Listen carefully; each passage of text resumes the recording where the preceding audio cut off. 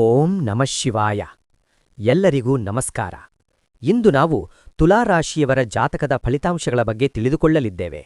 February 26, 27, 28, 29ರಂದು ತುಲಾರಾಶಿಯವರು ಕೇಳಲಿರುವ ಶುಭಸುದ್ದಿಯ ಬಗ್ಗೆ ತಿಳಿದುಕೊಳ್ಳೋಣ. ತುಲಾರಾಶಿಯವರು ಚಾನಲ್ಗೆ ಚಂದಾದಾರರಾಗಿ ಮತ್ತು ವಿಡಿಯೋವನ್ನು ಲೈಕ್ ಮಾಡಿ ಮತ್ತು ಅದನ್ನು ಬೆಂಬಲಿಸಿ.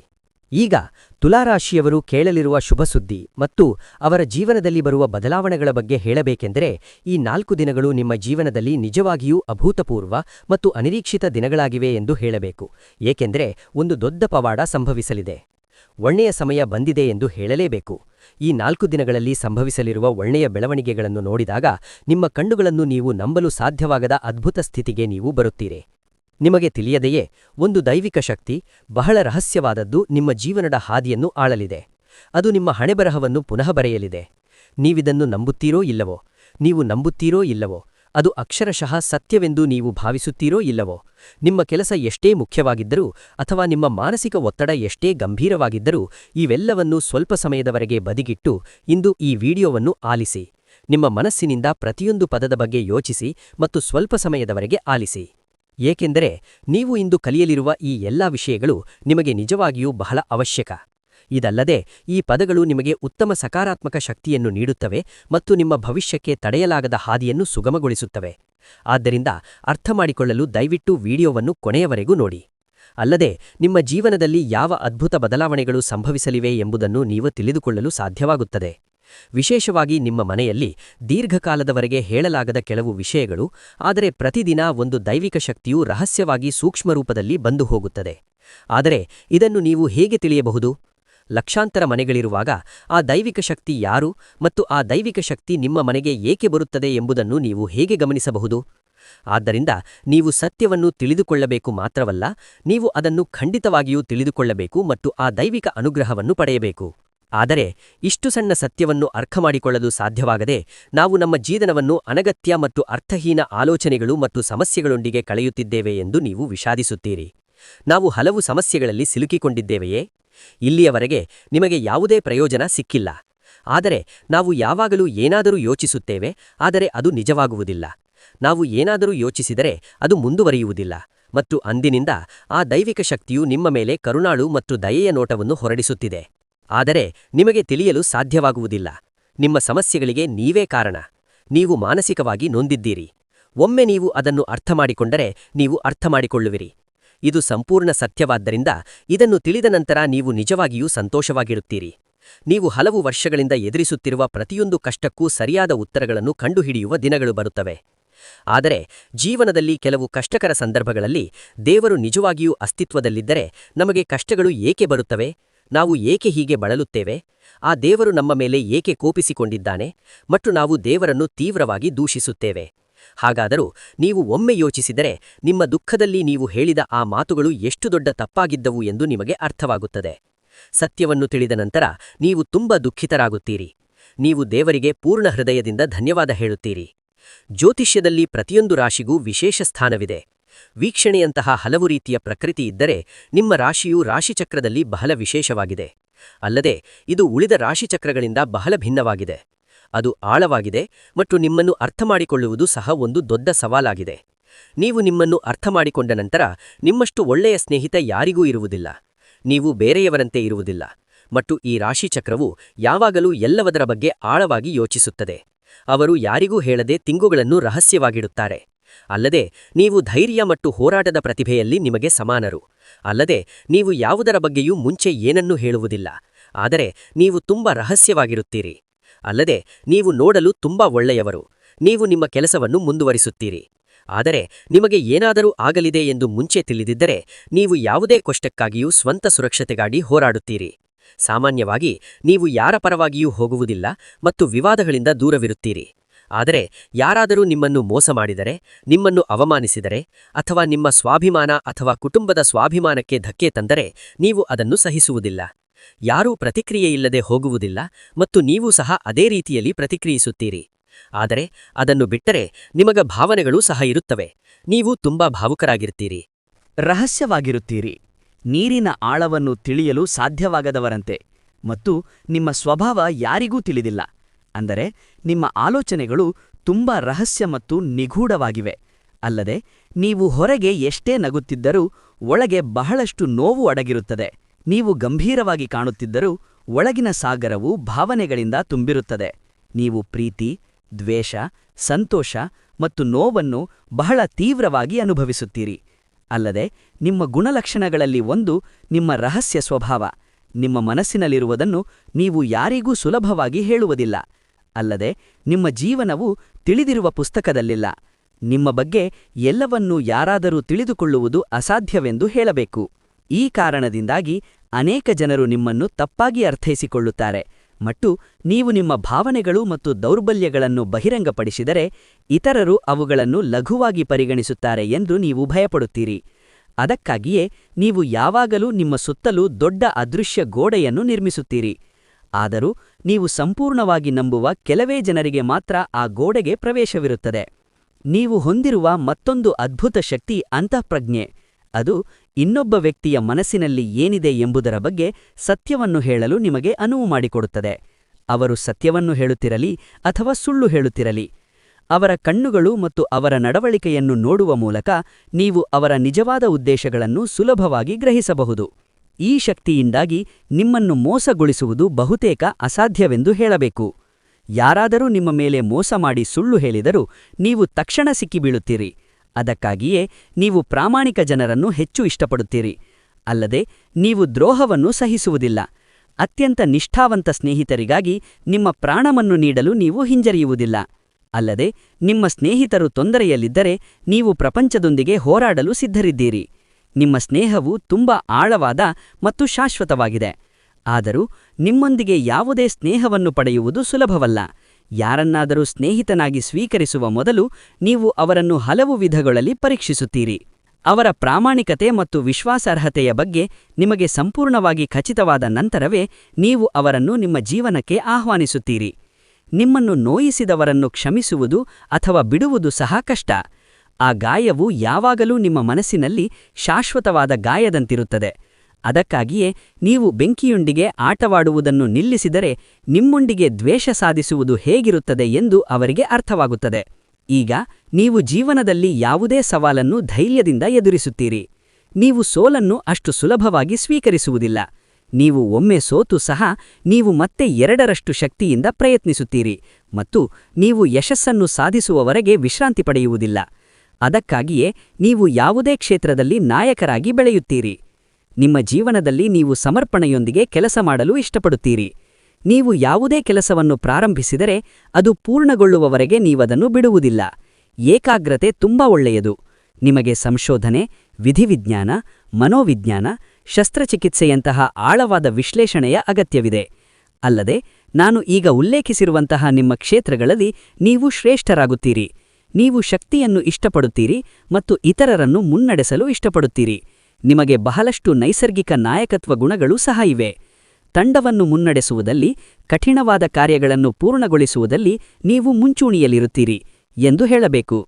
ಈ ರೀತಿಯಾಗಿ ನಿಮ್ಮ ಗುಣಗಳು ಮತ್ತು ಮನಸ್ಥಿತಿಯ ವಿಚಾರಕ್ಕೆ ಬಂದಾಗ ಪ್ರೇಮ ಸಂಬಂಧಗಳ ವಿಚಾರಗಳಲ್ಲಿ ನೀವು ತುಂಬಾ ಅದ್ಭುತವಾಗಿರುತ್ತೀರಿ ಎಂದು ನಾವೀಗ ಹೇಳಿದ್ದೇವೆ.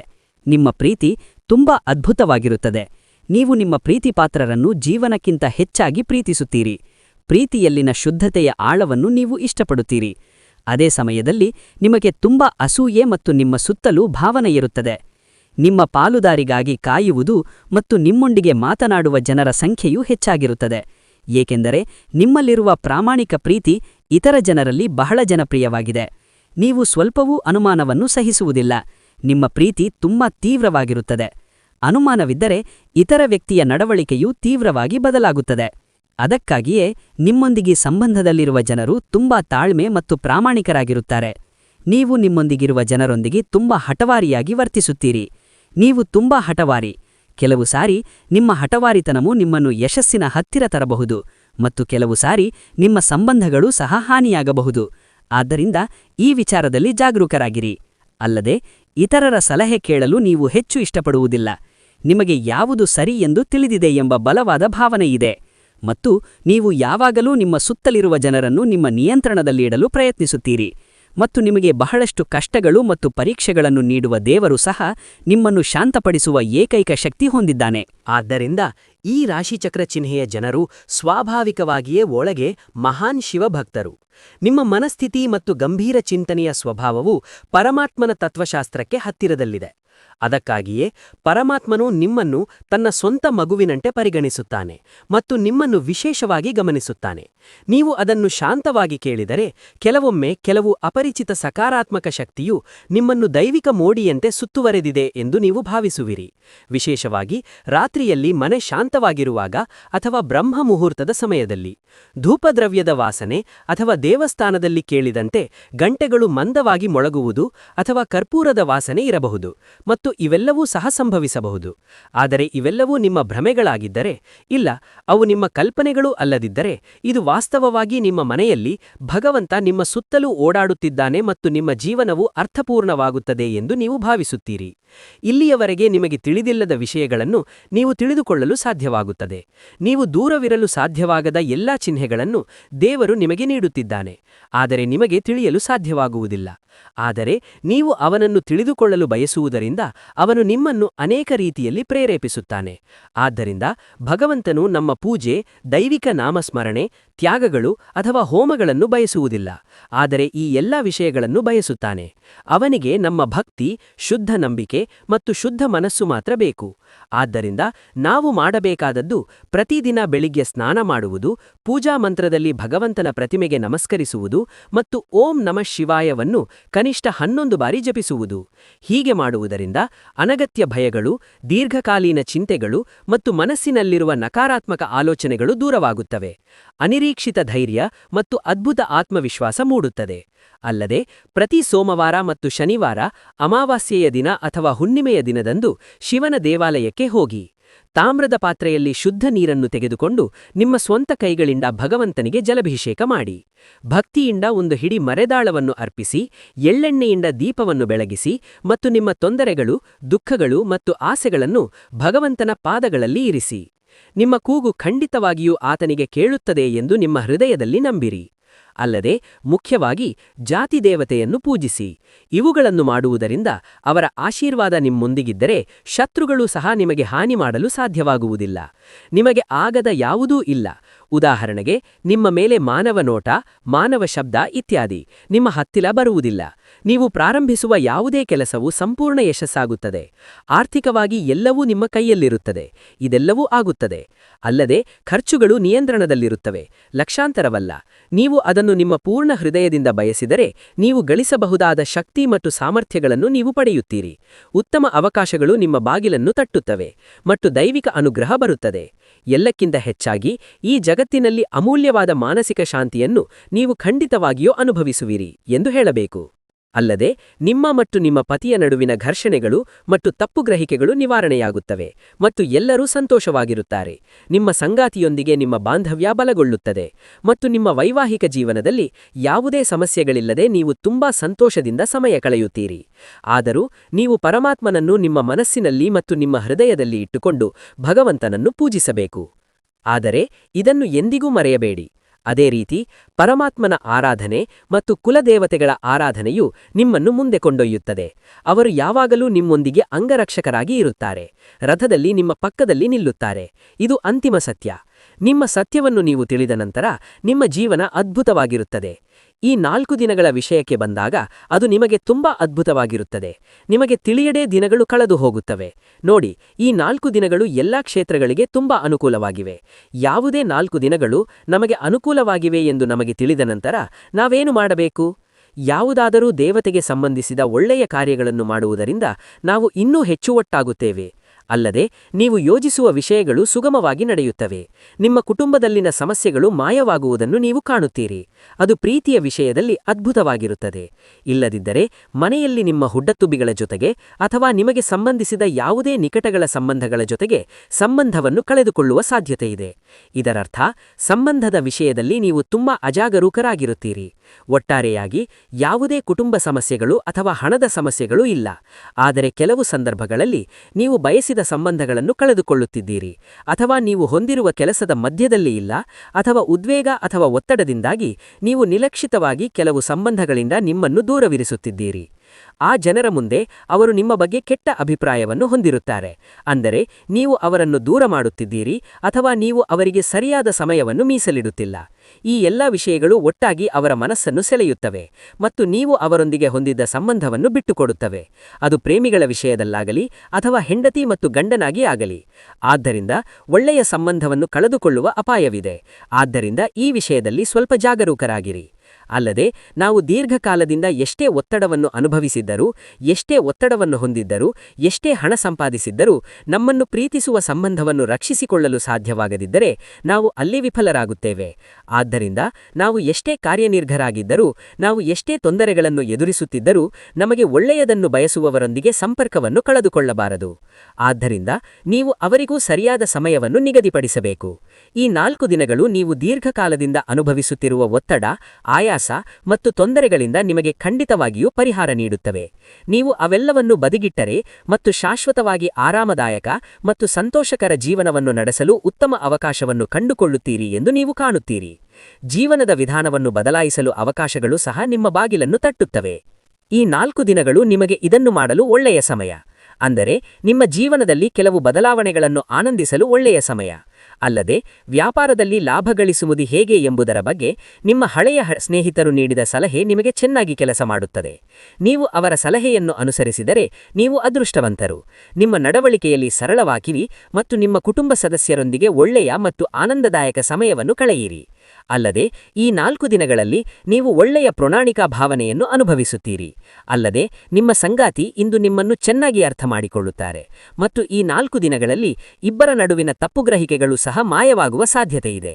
ಈ 4 ದಿನಗಳು ನಿಮ್ಮ ಜೀವನದಲ್ಲಿ ಸುಂದರ ದಿನಗಳಾಗಿ ನೆನಪಿನಲ್ಲಿ ಉಳಿಯಲು ನಿಮ್ಮ ಕುಟುಂಬ ಸದಸ್ಯರು ಅಥವಾ ನಿಮ್ಮ ಸ್ನೇಹಿತರೊಂದಿಗೆ 4 ದಿನಗಳಲ್ಲಿ ಒಂದು ಒಳ್ಳೆಯ ಆಶ್ಚರ್ಯವನ್ನು ಯೋಜಿಸಿ.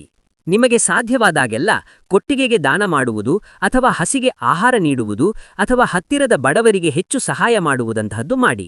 ಅಲ್ಲದೆ ಈ 4 ದಿನಗಳಲ್ಲಿ ನಿಮಗಾಗಿ ಸಂಪೂರ್ಣ ಜಾತಕ ಫಲಿತಾಂಶಗಳನ್ನು ನೋಡಿದರೆ ಈ ಎಲ್ಲಾ ಫಲಿತಾಂಶಗಳು ಶಿಕ್ಷಣ, ಉದ್ಯೋಗ, ಆರೋಗ್ಯದ ವಿಷಯದಲ್ಲಿ ಅನುಕೂಲವಾಗಿರುತ್ತದೆ. ದೀರ್ಘಕಾಲಿಕ ಪ್ರಯೋಜನಗಳಿಗಾಗಿ ನೀವು ಮನೆಯಲ್ಲಿ ಸಾಮಾಜಿಕ ಸಮ್ಮೇಳನ ಸ್ಥಳಗಳಲ್ಲಿ ಕೆಲವು ಕೆಲಸಗಳನ್ನು ನಿಗದಿಪಡಿಸಬಹುದು. ನೀವು ಕಾರ್ಯನಿರ್ಘರಾಗಿದ್ದರೂ ಸಹ ನೀವು ಮನೆಯಲ್ಲಿ ಸಾಮಾಜಿಕ ಚಟುವಟಿಕೆಗಳನ್ನು ಮಾಡುತ್ತೀರಿ. ಇದರ ಭಾಗವಾಗಿ ಎಲ್ಲ ಕುಟುಂಬ ಸದಸ್ಯರು ಸಹ ಒಂದಾಗುತ್ತಾರೆ ಮತ್ತು ಎಲ್ಲರೂ ಒಟ್ಟಿಗೆ ಸಂತೋಷವಾಗಿರುತ್ತಾರೆ. ಆದರೂ ನೀವು ಮಾಡಬೇಕಾದ ಕೆಲವು ಸಣ್ಣ ಪರಿಹಾರಗಳ ವಿಷಯಕ್ಕೆ ಬಂದರೆ ನೀವೇನು ಮಾಡಬೇಕು? ಆದ್ದರಿಂದ ಈ 4 ದಿನಗಳಲ್ಲಿ ತುಳಸಿ ಮಾತೆಯ ಬಳಿ ಖಂಡಿತವಾಗಿಯೂ ದೀಪವನ್ನು ಬೆಳಗಿಸಿ. ತುಳಸೀ ದೇವಿಯ ಜೊತೆ ಉತ್ತಮ ಸಂಪರ್ಕ ಸಾಧಿಸಿ. ಅಂದರೆ ಬೆಳಿಗ್ಗೆ ಮತ್ತು ಸಂಜೆ ತುಳಸೀ ದೇವಿಯನ್ನು ಪೂಜಿಸುವಾಗ ಮುಕ್ತ ಮನಸ್ಸಿನಿಂದ ದೇವಿಯೊಂದಿಗೆ ಮಾತನಾಡಿ ಮತ್ತು ತುಳಸೀ ದೇವಿಯನ್ನು ಸಸ್ಯವೆಂದು ಪರಿಗಣಿಸಬೇಡಿ. ಸ್ವಲ್ಪ ಸಮಯದವರೆಗೆ ದೇವಿಗೆ ನಿಮ್ಮ ಸಮಸ್ಯೆಗಳನ್ನು ಹೇಳಿ ದೀಪವನ್ನು ಬೆಳಗಿಸಿ. ಅಲ್ಲದೆ ತುಳಸೀ ಮಾತೆಯನ್ನು 11 ಬಾರಿ ಸುತ್ತಿ. ಅಲ್ಲದೆ ನಿಮ್ಮ ಎಲ್ಲಾ ಆರ್ಥಿಕ ಸಮಸ್ಯೆಗಳು ದೂರವಾಗಬೇಕೆಂದು ಹೇಳಿ ತುಳಸೀ ದೇವಿಯನ್ನು ಪೂರ್ಣ ಹೃದಯದಿಂದ ಪ್ರಾರ್ಥಿಸಿ. ಹಾಗೂ ನಿಮ್ಮ ಹತ್ತಿರ ಅಥವಾ ನಿಮ್ಮ ಹಳ್ಳಿಯಲ್ಲಿರುವ ಯಾರಾದರೂ ತುಳಸೀ ದೇವಿಗೆ ನಿಂಬೆಹಣ್ಣಿನ ಹಾರವನ್ನು ನೀಡಿ ಅದನ್ನು ದೇವತೆಯ ಕುತ್ತಿಗೆಗೆ ಅರ್ಪಿಸಿ. ಅಲ್ಲದೆ ಅರಳಿ ಮರದ ಸುತ್ತಲೂ 11 ಬಾರಿ ಸುತ್ತಿ ಅಲ್ಲಿ ಮತ್ತೆ 11 ಬಾರಿ ದೀಪ ಹಚ್ಚಿ. ಈ ಎಲ್ಲಾ ಕೆಲಸಗಳನ್ನು ಮಾಡುವುದರಿಂದ ನಮಗೆ ಇನ್ನೂ ಉತ್ತಮ ಫಲಿತಾಂಶ ಸಿಗುತ್ತದೆ. ಇನ್ನೊಂದು ವಿಡಿಯೋದಲ್ಲಿ ಭೇಟಿಯಾಗೋಣ. ಇಲ್ಲಿಯವರೆಗೆ ಶುಭಾಶಯಗಳು.